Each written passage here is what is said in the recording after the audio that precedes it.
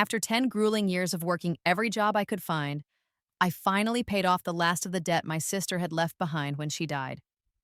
The relief was short-lived. I found her, not in a grave, but very much alive, stepping out of a luxury car. She had used the money I had earned to build a life of opulence. Her makeup was flawless, her clothes were expensive, and she looked at me with my worn hands and tired face, as if I were a stranger. "Thanks for everything, sis," she said, with a smile that didn't reach her eyes. "You're the reason we can live like this." In the back seat of the car, my parents sat, their faces smug. I asked them why they would conspire with her to deceive me like this. They just scoffed. "We raised you for all those years," my mother said. "Shouldn't you repay us?" They drove away, leaving me standing on the curb. The weight of a decade of thankless labor, combined with the crushing cruelty of the truth, was too much for my body to bear. I felt a sharp pain in my chest and then nothing. I collapsed and died. When I opened my eyes again, the world came back into focus with a jolt. I was in a hospital, and the date was the day of my sister's supposed death. The plan was already in motion: the falsified death certificate, the coffin waiting to be nailed shut, the burial scheduled in a few hours. A thought, cold and clear, formed in my mind. Could there be a better sister than me? My sister, Olivia, had apparently slit her wrists over a man. By the time our family had arrived at the hospital, her body was already covered by a white sheet. I looked at the familiar, grieving faces of my parents and heard the doctor reciting the same tired lines I had heard 10 years in the future. It was real. I was back, reborn on the very day my life had been stolen from me. In my previous life, after Olivia's fake suicide, my parents staged their own deaths by drowning, claiming they couldn't handle the grief.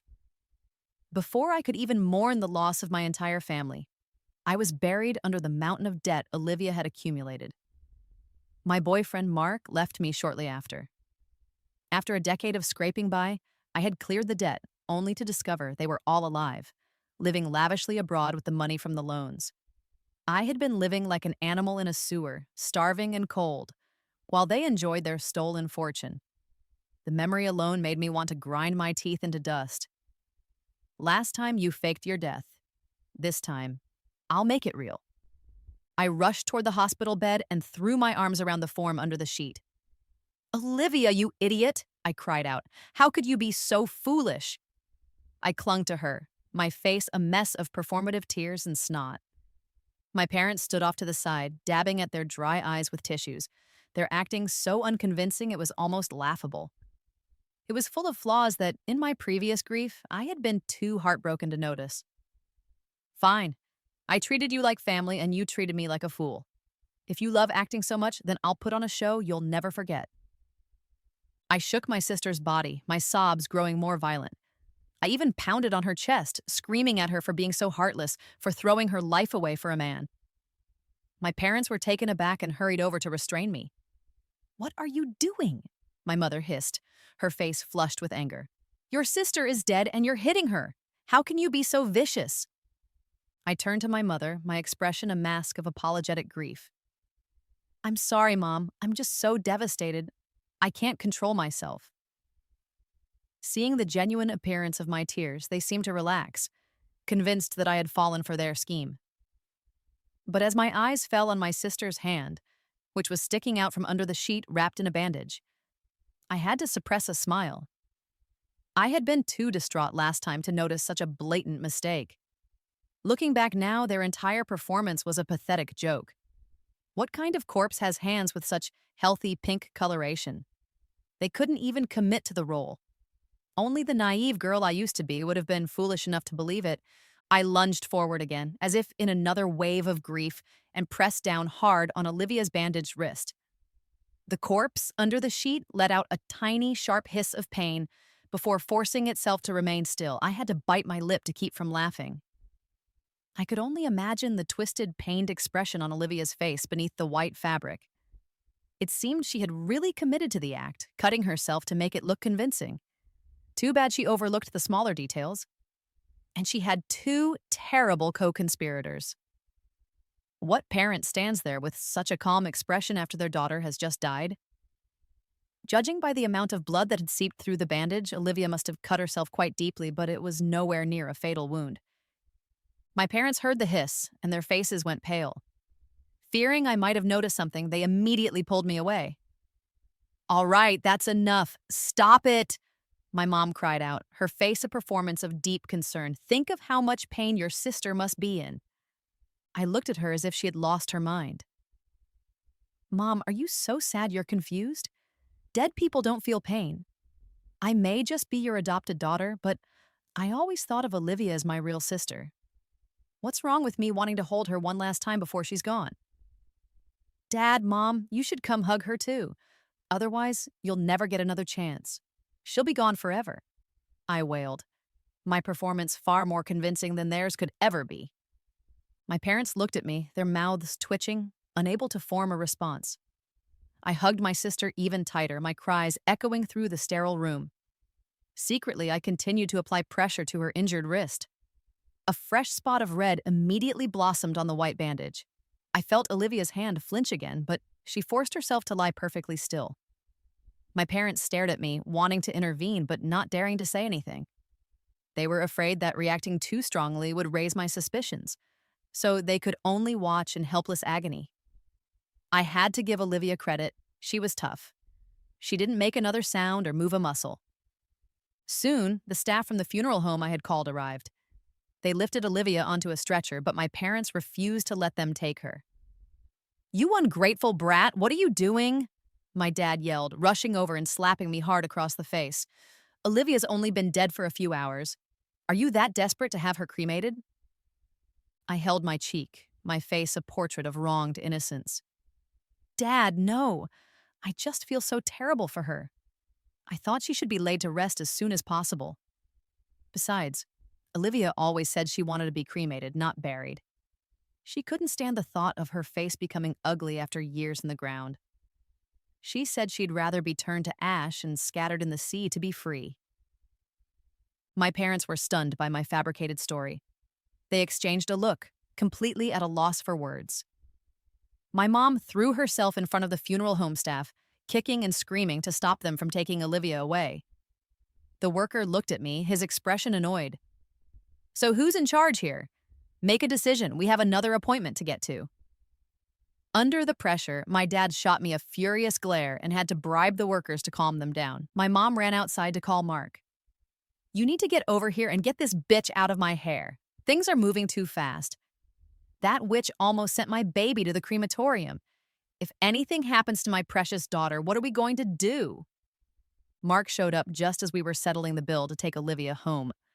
He offered a few hollow words of comfort, then suggested I ride with him since my dad's car was supposedly too full. I refused him flatly. I was going to stick to Olivia like glue. I couldn't give them a single opportunity to get her out of my sight. There was no way they were pulling a switch this time. In my last life, they drugged me and swapped her out, a trick that led directly to my miserable end. The thought of me sobbing my heart out over an empty coffin while the real culprits were living a life of luxury makes my blood boil. This time, I'm watching that coffin like a hawk. They won't get any chance to pull a fast one. "You all love to act? Well, your big sister is going to play along until the curtain falls." I looked at Mark with a disappointed frown. "Mark, this is my family. How can you be so cold? I'm not your wife yet, but these are my parents, your future in-laws. How can you just let them haul their daughter's body home by themselves? What if they throw out their backs or something happens? What am I supposed to do?" My parents started to protest, but I cut them off. "Let's not waste any more time. The body's going to start smelling. My sister was always obsessed with her looks. I want to make sure she looks beautiful, even in death." As I said that, I saw the body under the white sheet give a tiny, almost imperceptible twitch. "Scared, are we?" "This is just the beginning, my dear sister." Unable to argue with me, Mark reluctantly put Olivia in a wheelchair and pushed her toward the underground parking garage. People walking by gave him strange looks. Some, looking disgusted, moved their cars to another section of this garage. When we got to the car, Mark was about to put Olivia in the back seat, but I stopped him. "Mark, are you an idiot? You can't just have a dead person sitting in the back seat. If someone sees that while we're driving, You could give some random person a heart attack. Mark froze, looking troubled. He glanced at Olivia's body, then at my parents. I knew exactly what they were worried about. The trunk would be hot and stuffy. They were afraid Olivia would suffocate. But that was precisely my plan. I wanted to see how they'd talk their way out of this one. My suggestion was perfectly reasonable. There was nothing suspicious about it. After all, it's just a dead body. You don't have to be too particular. If Mark didn't do it, it would only make me more suspicious. Stop dawdling and hurry up, I said to Mark, my tone impatient. It's hot out here. Do you want my sister to start rotting in the parking lot? If you won't do it, I will. Seeing Mark hesitate, I made a move to do it myself, but he beat me to it. He opened the trunk, tossed Olivia inside, and slammed it shut. Then he turned to me with a forced smile. How could I let you handle something like this? As the car started, I noticed a red string bracelet on Mark's right wrist. I had just seen a nearly identical one on Olivia's injured hand. How ironic. I once bought him a matching watch, and he refused to wear it, saying it was childish. But now he was wearing this little trinket from Olivia. The signs had been there all along. But if he didn't love me, he could have just broken up with me. Why make me the fool? And their acting was just terrible, full of holes. The old me was just too stupid to notice.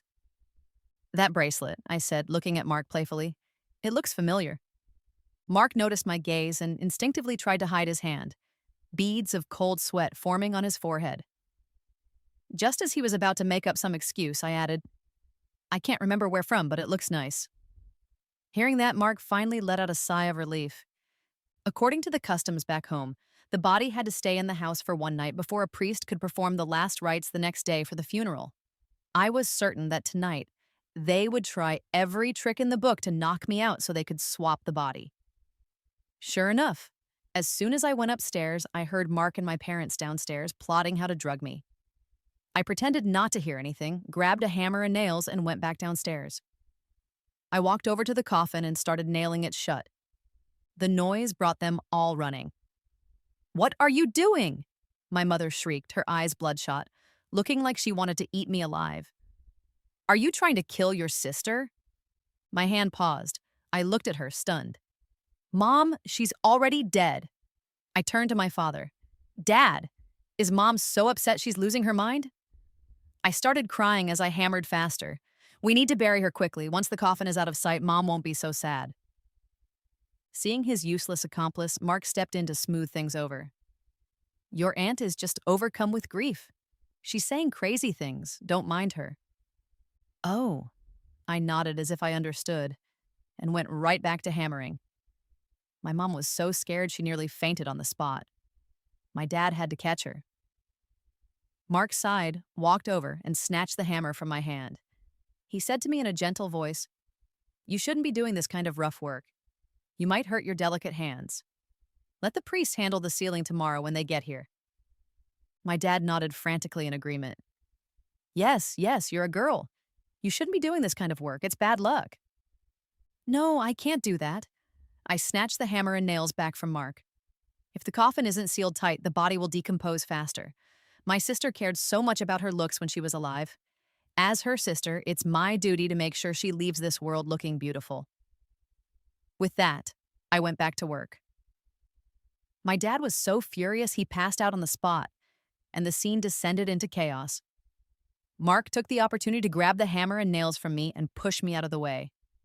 Your dad and aunt fainted from the shock. Let's get them to a room, quick. After getting everything sorted, Mark finally breathed a sigh of relief. That evening, just as I finished preparing dinner, my parents woke up. The first thing they did was rush to the room with the coffin. They were visibly relieved to see it hadn't been nailed shut. When they turned and saw me standing behind them, they jumped. I gave them an innocent smile. Dear Mom and Dad, dinner is ready. Don't worry, Mark just told me that keeping it ventilated helps preserve the body. I was wrong before. I won't try to nail it shut again. Let's go eat and get some rest. We have a busy day tomorrow. Hearing that I wouldn't be nailing Olivia's coffin shut anymore, my parents finally relaxed. They shot me a dirty look and turned to leave. At the dinner table, I thoughtfully served them food. Mom, Dad, eat up. I spent a long time making all this. My mom glared at the food I put on her plate. You're certainly in a good mood cooking such a feast while your sister is dead. My dad just shot me a look, but didn't say anything. After dinner, Mark handed me a glass of water. It was the exact same scene from my past life. I was immediately on high alert. Last time, Mark handed me a glass of water, and after drinking it, I passed out completely. When I woke up the next day, the funeral was already halfway over. By the time I got to the cemetery, they were about to lower Olivia into the ground. Everyone blamed me, saying I was disrespectful for being late to something so important. At the time, between the guilt and the somber atmosphere, I just broke down and sobbed over Olivia's coffin. Thinking back on it now, I was such an idiot. But thank God I was reborn. This time, I had planned to finish Olivia off at the hospital, but my parents stopped me, and now I'm back on the same timeline as before. This time, I have to find a way to break the cycle. I looked at the glass of water with its white, fizzy bubbles, then at Mark's sincere face, and almost burst out laughing. What a bunch of morons. It was only because I trusted them so much last time and was so overwhelmed with grief that I missed all these details. I took the glass and drank it all in one gulp right in front of him. Mark saw the empty glass in my hand, and a triumphant smile spread across his face. But before I could pass out, he collapsed. I walked to the sink and spit out all the water I had just held in my mouth. Nice try, moron. You're not smart enough to play games with me. I have no idea what I ever saw in a guy like you. I dragged all three of them onto their beds, then picked up my tools and went back to nailing the coffin shut. The person inside heard the noise and began to tremble. I ignored it and kept hammering. When I was almost done, Olivia inside finally couldn't take it anymore. She started by quietly asking if it was Mark, then began pounding on the coffin, trying to get out. But the lid was heavy to begin with, and with the nails, a girl her size had no chance of lifting it. After driving in the last nail, I smiled with satisfaction. Olivia inside the coffin grew more and more frantic. She beat against the wood with all her might, screaming for her mom and dad to save her. Go ahead and scream, my dear sister. Scream your lungs out. No one is coming to save you. Chloe? Olivia's furious voice came from inside. You bitch, let me out of here. If you don't, I'll wake up mom and dad and you'll be sorry. Her confident threat made me laugh. If mom and dad were awake, they would have come running to save you the second they heard me hammering. What do you mean? Realization dawned on her. Olivia's usual arrogance was gone and her voice was trembling. You wanted to fake your death so I could pay off your debts. What a beautiful dream. Since you wanted to play dead so badly, I decided to help you make it real. Good luck in there. After hearing my words, Olivia was so terrified her voice shook. When did you find out? I stared at the dark coffin and smiled without saying a word. Olivia kept pounding and screaming for help from inside, but the coffin muffled the sound. No one could hear her except for me, standing right next to it. The neighbors knew someone in our family had died, so they didn't think anything of hearing someone nailing a coffin shut.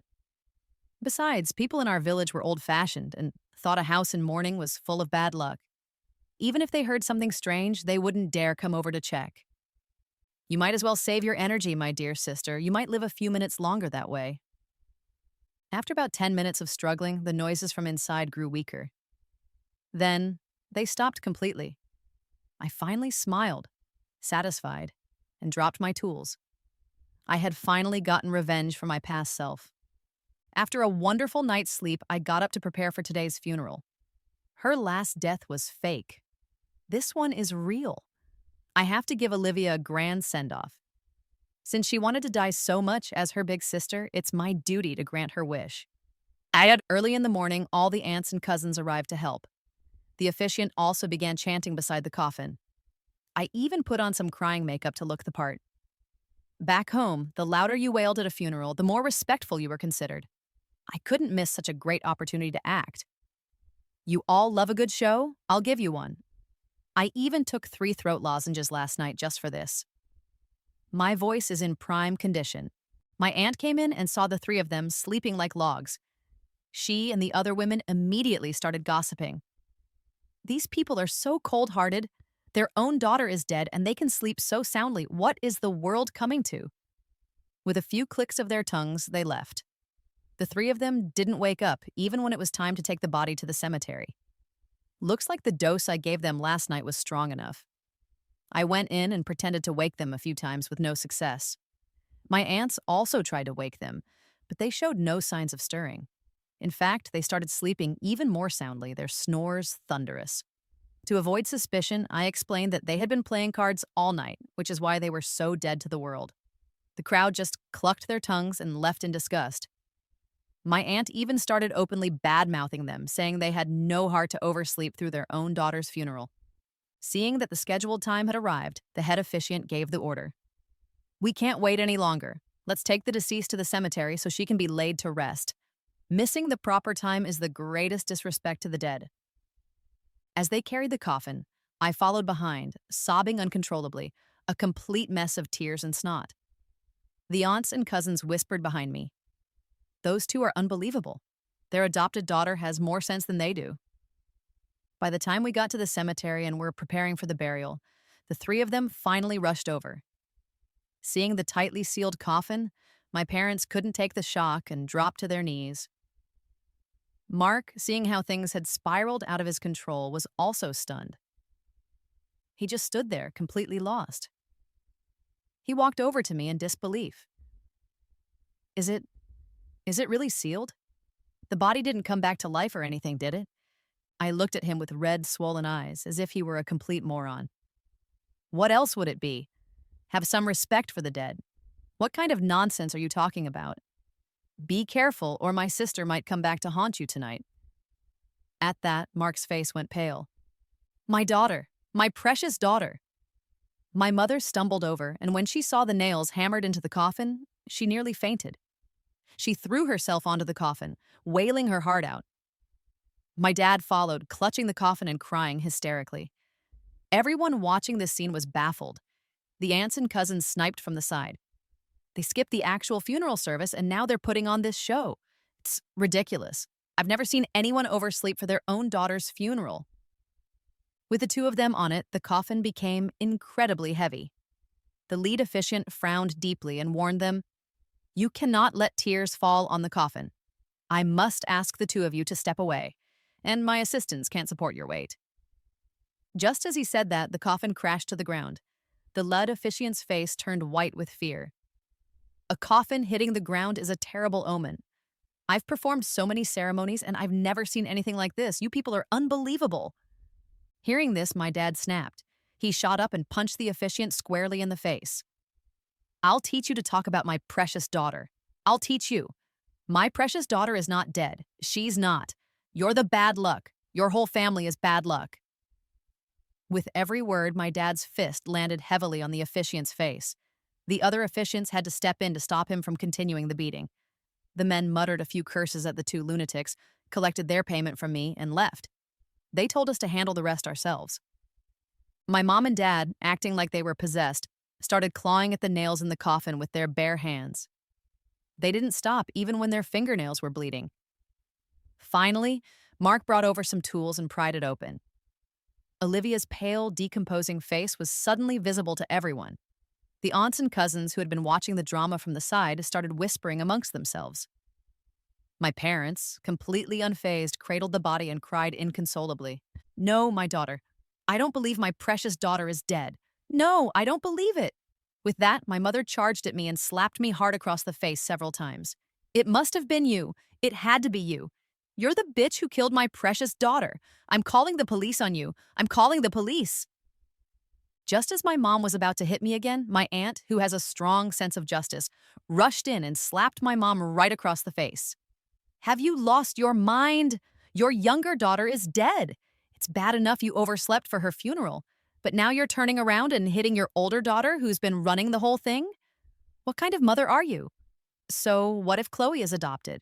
We've all seen how well she treats you. Can't you be a little less biased?" My mom ignored my aunt's scolding and just kept crying over Olivia's body. A short while later, the police arrived and surrounded the area. "Someone reported an assault. Please come with us to the station." My dad stared at Olivia's pale corpse, motionless, tears streaming down his face. My mom pointed at me and screamed, "Officer, take this murderer away. My daughter wasn't dead. This bitch killed my daughter." Hearing this, not only were the police confused, but so were all the aunts and cousins. Mark was also visibly panicked. He went over and tried to give my mom a look, a signal. But my mom was so lost in her grief, so fixated on getting revenge for Olivia, that she wasn't thinking clearly. After the funeral matters were settled, we were all taken to the police station. My mom accused me of murder, saying I nailed Olivia into the coffin and let her suffocate. I just looked at the officer innocently, waving my hands. No, I didn't. Mom, you must be confused from the grief. My sister died by suicide for love. I only nailed the coffin shut after she was already gone. You two were the ones who told me she was completely dead and that we should bring her back home for the funeral. Why are you suddenly saying I killed her? You bitch! How dare you deny it? My mom shot up from her chair, pointing at me and screaming. You know damn well your sister wasn't dead. We worked so hard to raise you, and this is how you repay us? By killing our precious daughter? You heartless monster! I'm going to make sure you go to hell with my daughter. Listening to our back and forth, the interrogating officer rubbed his temples. Calm down. You say you only nailed the coffin shut after your sister died. Do you have any proof? Seeing the three of them pin all the blame on me, the officer's gaze towards me held a hint of suspicion. I knew what he was thinking, that I had nailed Olivia in while she was still alive. Luckily, I had prepared for this. I respectfully handed the officer the death certificate from the hospital. Death is a serious matter. I got this from the hospital when I went to pay my sister's medical bills. Originally, I wanted to have my sister cremated since she cared so much about her looks. But my parents insisted on a burial. There's a custom where we're from. For a burial, you have to nail the coffin shut tightly to keep bugs from getting in. I was just trying to do what was best for my sister. How did that turn me into a murderer in my parents' eyes? I was crying so hard, a mess of tears and snot, that even the officer seemed moved. My sister is already dead, yet you keep insisting she wasn't. Are you saying the doctor could have made a mistake? My parents never expected me to have this up my sleeve. Their faces went pale with rage, but even with the evidence in front of them, they didn't back down. They stuck to their story. Olivia wasn't dead, and I was the one who killed her. With no other choice, the officer had to call in the attending physician. When Dr. Evans and Mark saw each other, the looks on their faces were priceless. I glanced at Dr. Evans and smiled. No wonder a doctor would go along with Mark's ridiculous plan. He had connections at the hospital. From what I knew, Dr. Evans was one of Mark's best friends and was in line to be the next director of that hospital. With him on board, pulling a few strings was easy. Dr. Evans saw all of us gathered and instantly knew what was happening. Cold sweat dripped down his forehead. When the police questioned him, he buckled under the pressure but still insisted that Olivia was, in fact, dead. I looked at him and smirked. You might want to think carefully, doctor. Falsifying documents is a crime. He shot me a nervous glance but didn't change his story. I turned to my parents. See, Mom, Dad? Olivia was already gone. You must be so heartbroken by her sudden death that you can't accept it. That's why you're saying these things. My dad, seeing he still couldn't get to me, was so angry he tried to lunge at me, but an officer quickly stopped him. Settle down, the officer warned sharply. We haven't even dealt with the assault charge yet. Are you looking for more trouble? My dad glared at the officer, then at me, but swallowed his anger and said nothing. But my mom wasn't going to let me off the hook.